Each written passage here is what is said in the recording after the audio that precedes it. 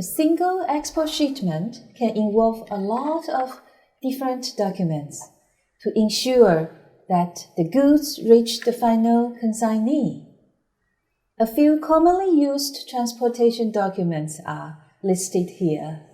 They are shipping note, packing list, bill of lading, consignment note for rail and road, air waybill, arrival notification. Now, since some of these documents will be discussed in detail in later chapters, this lecture will help you get a general idea of these documents. Look, this is an example of shipping documents. So, as we can see, a shipping note gives information about a particular export consignment when offered for shipment. It serves the shipping company as a delivery or receipt note for particular consignment. That is why a shipping note is also called a mate's receipt. Shipping note usually contains information about the name of the vessel, date of shipment, description of package, marks and numbers, conditions of the cargo, etc. Well, please pay attention. The cargo description in a shipping note should conform to that found on the commercial invoice. Do you know what a packing list is? Here is an example of a packing list. In fact, a packing list provides a list of the contents of a consignment. Usually, it is completed by the shipper. Its prime purpose is to give an inventory of the goods. This is often attached to the bill of lading, airway bill, or consignment note. A packing list is especially useful for the consignment, which are composite.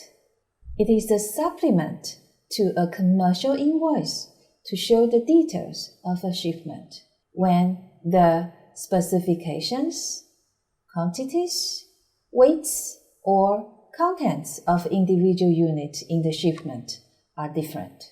So, we can say, packing list is a more detailed version of the commercial invoice, but without price information. It usually includes the following information: invoice number, quantity and description of the goods, weight of the goods, number of package, the shipping marks and numbers. A copy of the packing list is often attached to the shipment itself, and another copy is sent directly to the consignee to assist in checking the shipment when received. Now, let's come to bill of lading. The bill of lading is the contract between the owner of the goods and the carrier. The customer usually needs the original bill of lading as proof of the ownership to take possession of the goods. It is a shipping document that serves as a proof of delivery of goods to the carrier, a means of transferring rights to the goods by the transfer of the paper document to another party. And it is also an evidence of the contract of carriage between the shipping company and the shipper. Abbreviated generally as BL, it is the most important document for sea transport, and it usually includes the following key elements: the date of issue, name of shipper, and place of shipment, place of delivery, description of goods, whether the freight charges are prepaid or collected, and don't forget the carrier's signature. A bill of lading is, therefore, both a receipt for goods and a contract to deliver it. Next, we are going to talk about consignment note. The consignment note is a railway or road contract in which the parties are identified. The goods transported are described and the responsibilities are assigned. It must be signed by both the sender and by the carrier. It should be noted that it is the sender who should take the responsibility for the accuracy and adequacy of information contained in the consignment note.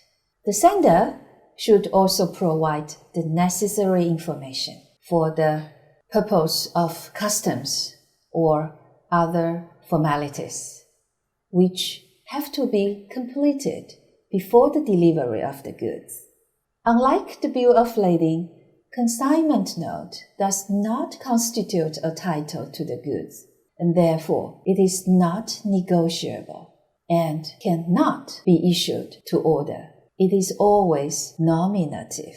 Now, what if our goods are sent by air? We have the air waybill.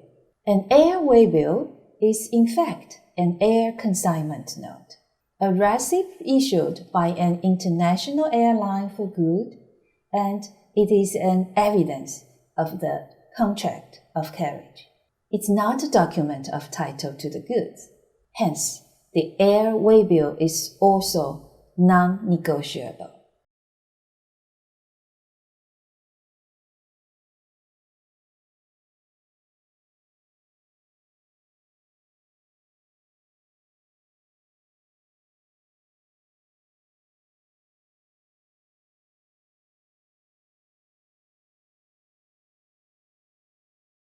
Finally, let's take a look at the arrival notification.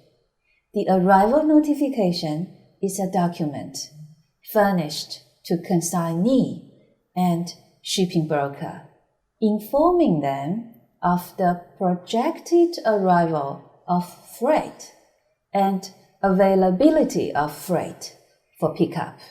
It may also require the consignee to submit appropriate document, such as original bill of lading for custom clearance. Thus, the carrier can subsequently dispatch the goods to the consignee.